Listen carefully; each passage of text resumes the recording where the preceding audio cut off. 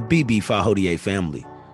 I'd like to welcome you to a special edition of Warriors Over Weasels. I'm your host, Busara.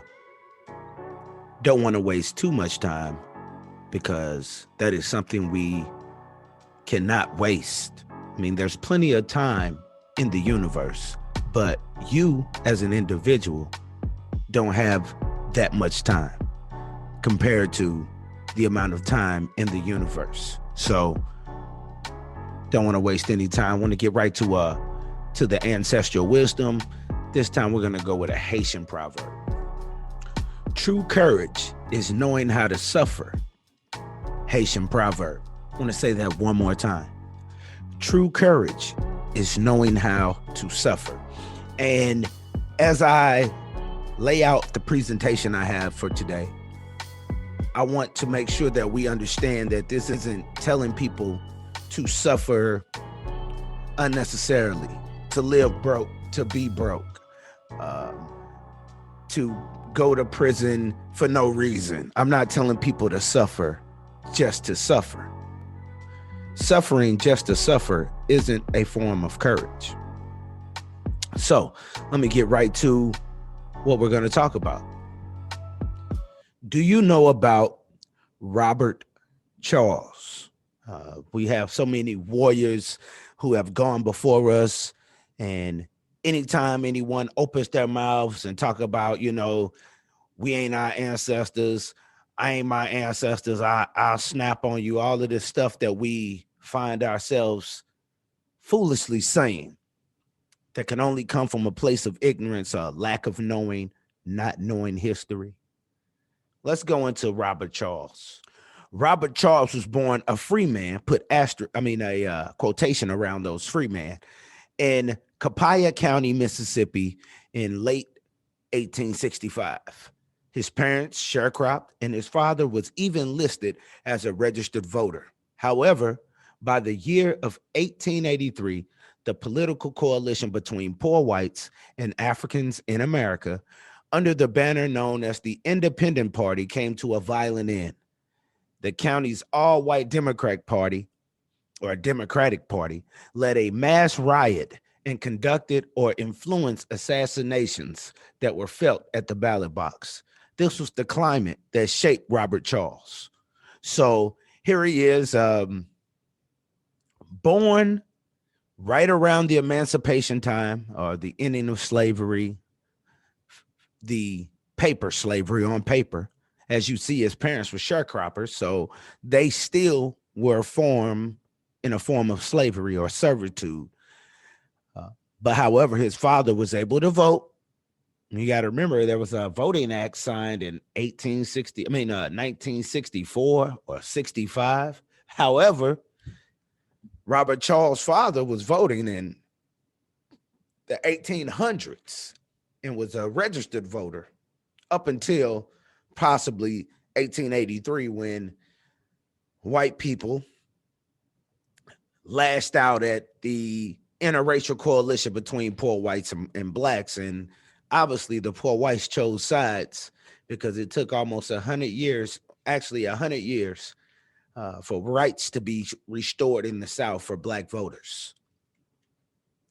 So Robert Charles came to New Orleans from Mississippi. So he was born in Copiah County, Mississippi, and he moved to New Orleans. That was a thing, you may be born in a small black town with little opportunities outside of sharecropping, if that's considered an opportunity. So if you don't want to sharecrop, you'll try to flood to a bigger city, where he found himself in New Orleans, which is in Louisiana. He was self-educated. So he wasn't one of those persons who needed to go to school. He knew that education was life, so he used his life as the school. I'm not saying schooling isn't important, because I promote us building our own institutions, but we don't need buildings to have a relationship with the Most High, to be educated, to be healthy. All of those things could be done without a building. It would be nice to have a building for people to go and get checked up and be healthy. It would be nice to have a building to educate yourself in. Those things are pluses, but you do not need them. He also believed in self-defense for the Africans in America, uh, and he encouraged for the Africans in the United States to move to Liberia to escape racial discrimination. Now, that'll let you know by him growing up in a time to where he's seen whites and blacks side by side voting, maybe even in the same party.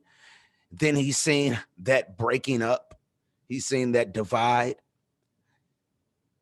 The only other thing he could think about was going back to Africa. He knows integration isn't an option because he has seen integration before. So he thinks about separation, not segregation. So we're going to get into why we're talking about Robert Charles, but I wanted you to look at this psyche that's building in him.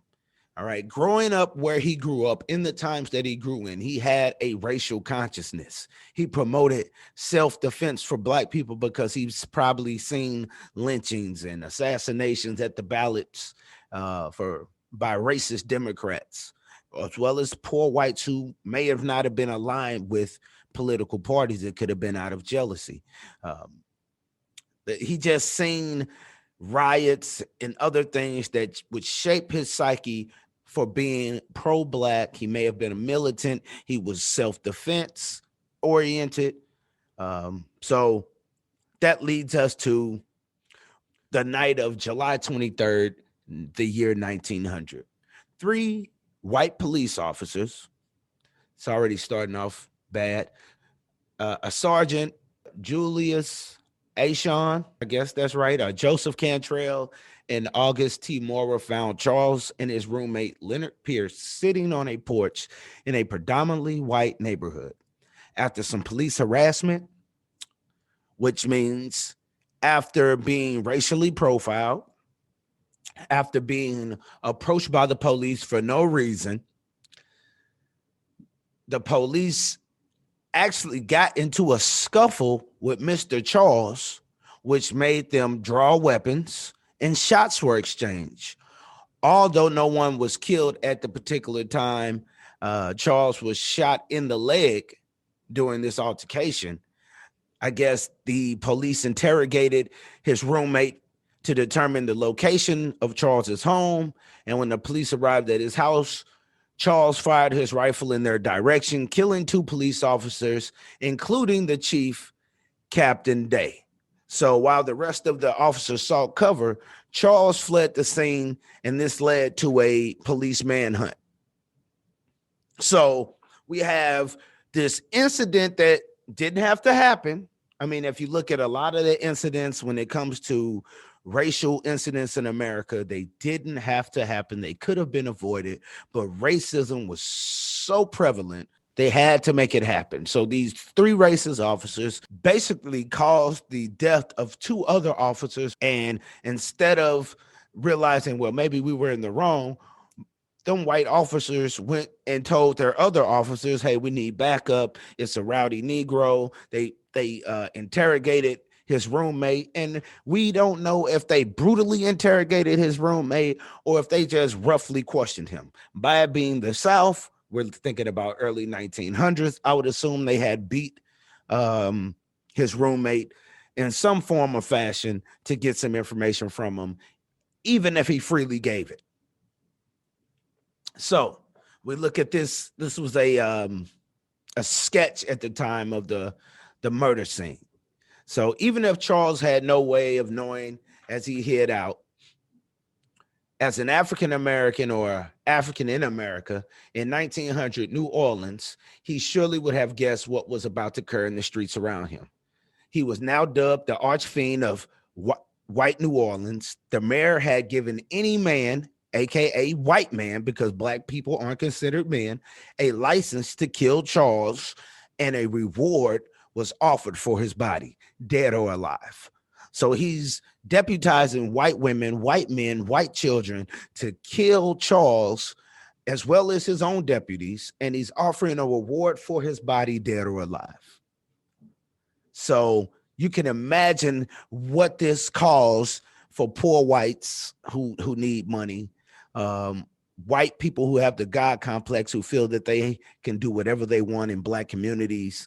So you had white people coming into black people's homes, storming them, beating black people up, acting as if they were looking for Charles or pretending as if they had Charles. So it was just uh, a massacre and a riot, one-sided, white-fueled, white-led riot. Okay, so the next day, which would be after they found out that 2 officers were killed, which would include the chief. The next day, a crowd of white New Orleans residents gathered at the location where the policemen were killed. And they called for lynching of Charles. That's what they do. Numerous events of lawlessness and civil unrest as mobs of whites roamed the city to terrorize the city. They terrorized these black people, and the newspapers fueled or fanned the flames and blame the black community for the unrest. And this article that I got the information from is referring to black people as African Americans. But during that time, there were no African Americans. We were African. We were not American. We were never referred to as countrymen that early, even though we were in war, that we were Negroes at best. We weren't really considered countrymen. And some of the black people provided assistance to Charles and were sympathetic because of the growing segregation that was going on and the brutality that was going on at the voting polls and whatnot to make it a all white country again. So, acting on a tip, a good old snitch, on July 27th, the police, along with a deputized militia, white men with guns, what we see today, your Kyle Rittenhouse, came to the number in the thousands, surrounded Charles' hiding spot at 1208 South Saratoga. There, the police and the mob repeatedly fired on the house with Charles. They repeatedly fired on the house. But Charles was expertly returning shots, killing another 5 police and militia members, 4 police and 1 militia member by the late afternoon. At that point, unhappy with the 1,000-to-1 odds in their favor, the police lit fire to the ground floor and smoked Charles out of the house. He was shot by a militia member before the crowd fired thousands of bullets into his dead body. So he was already dead. But these whites, this unnecessary anger, they're fighting with anger, not courage. They're already outmanning him. I want to say you have the entire white community of New Orleans and possibly the surrounding areas looking for one black man. There are some reports that said there was over 20,000 people looking for him or outside of his home at the time when this happened. So the reward for treason. Let's talk about it. The informant who told the police the whereabouts of Robert Charles, Fred Clark, was shot and killed several days later by an admirer of Robert Charles, and that man's name was Louis Forstall. Another man we should remember, because Louis Forstall had a nationhood mentality. He understood the reward for treason was death.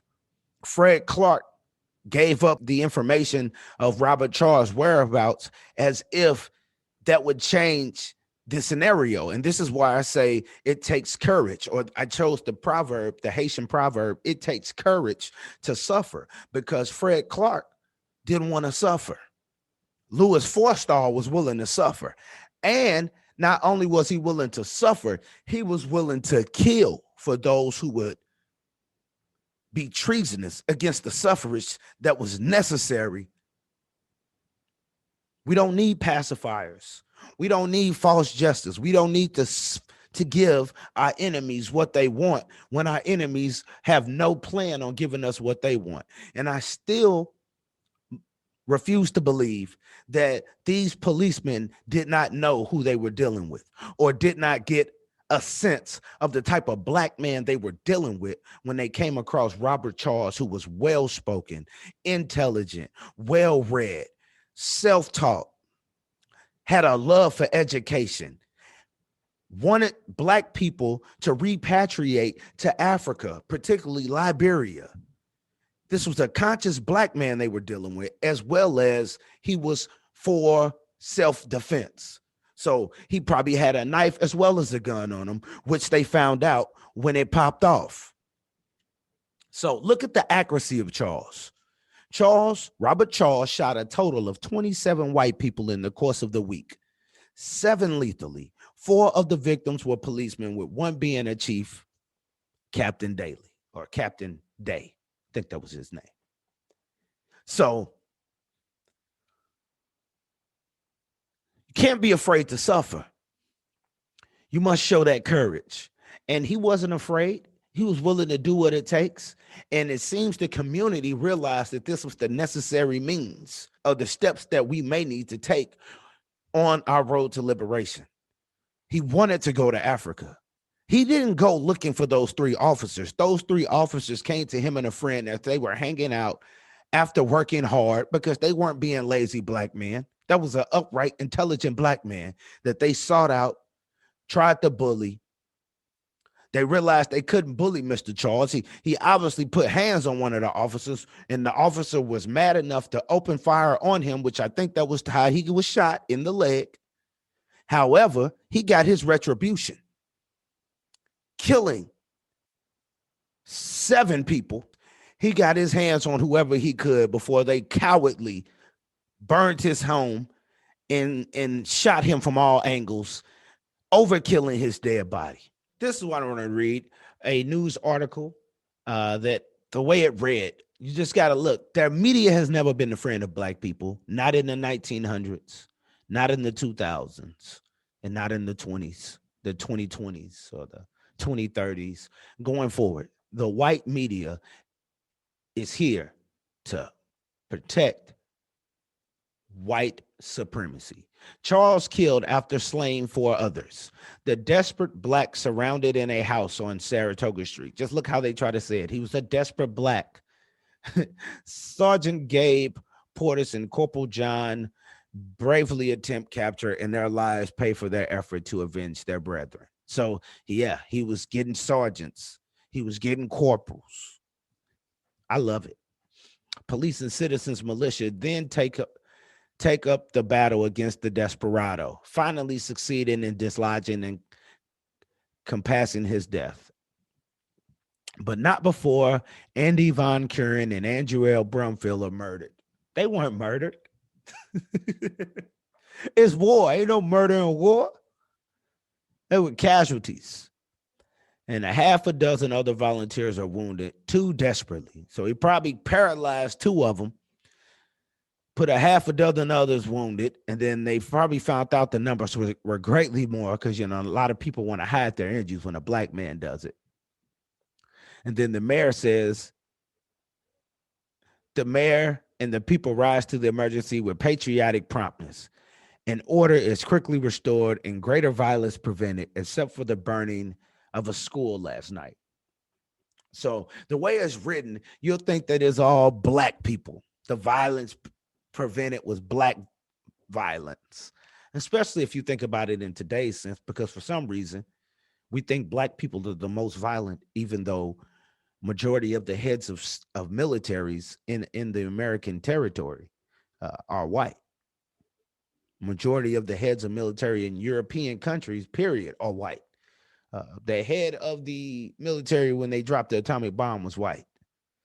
The majority of your brutality when it comes to this world is served by non-black people or black people funded by white people.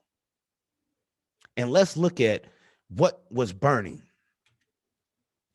White mobs in New Orleans still rampaged after the killing. So you look at the newspaper, the lying newspaper, they said order was quickly restored and greater violence prevented.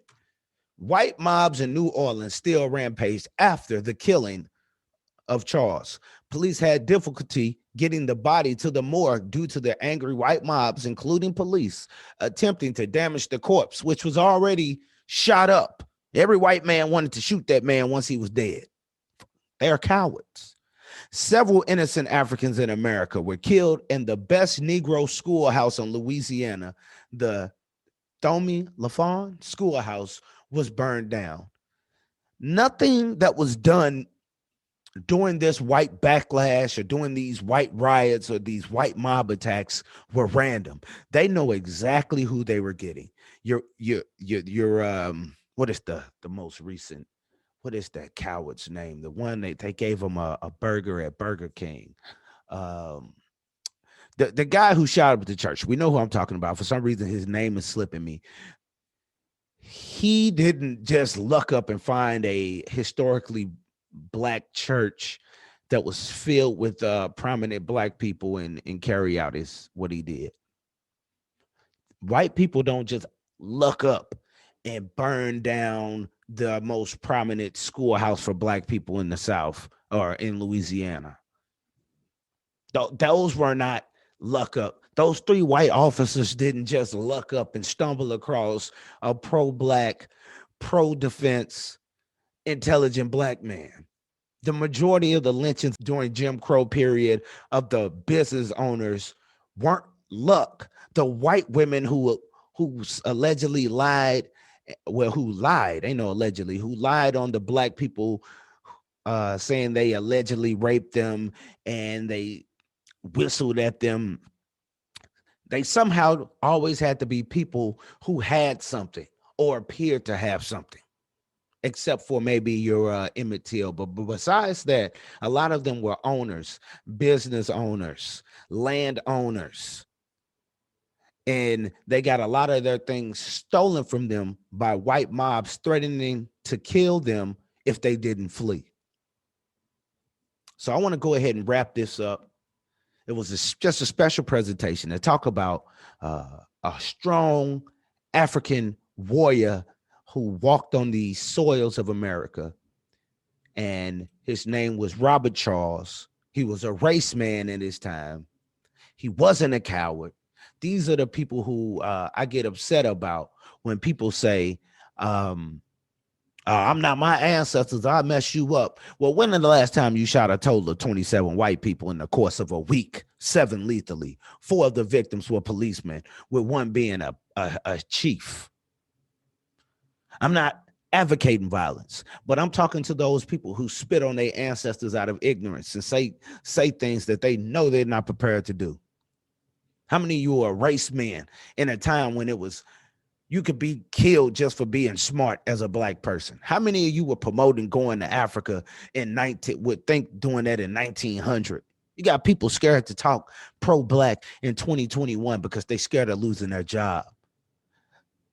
They're looking for convenient revolution. How can I be revolutionary without upsetting my white so-called friends? How can I be revolutionary without upsetting my white wife, my white husband, my white co-workers? We must be unapologetically, like Dr. Umar says, got to be unapologetically African, because our enemy is unapologetically ruthless and deceptive, unapologetically with it. So until the next time, family, I'm your host, Busara. This has been another Warriors Over Weasels, a BB Fahodie family.